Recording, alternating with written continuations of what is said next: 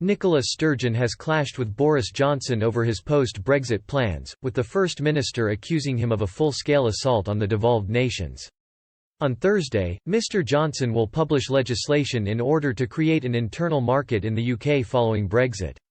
Under this agreement, the devolved nations would need to accept standards on food, the environment and animal welfare following the end of the Brexit transition period. Following the end of the transition period on December 31, the legislation would also have a mutual recognition regime to ensure good flows freely within the new internal market.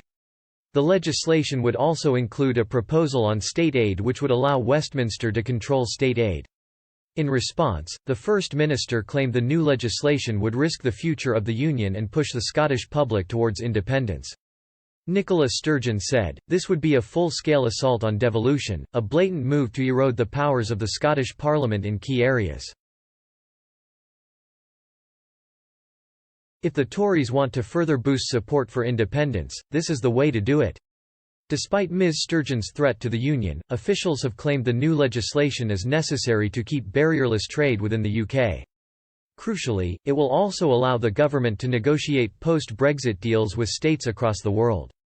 In Scotland, however, politicians have insisted this would force the country to enforce a drop in quality to allow products such as chlorinated chicken.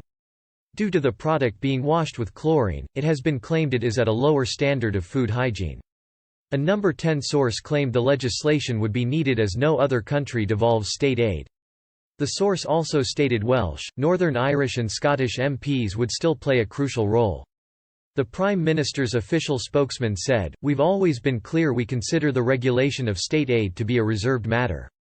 We'll continue to work with the devolved administrations to look to agree a modern system for supporting British business in a way that benefits all within the UK."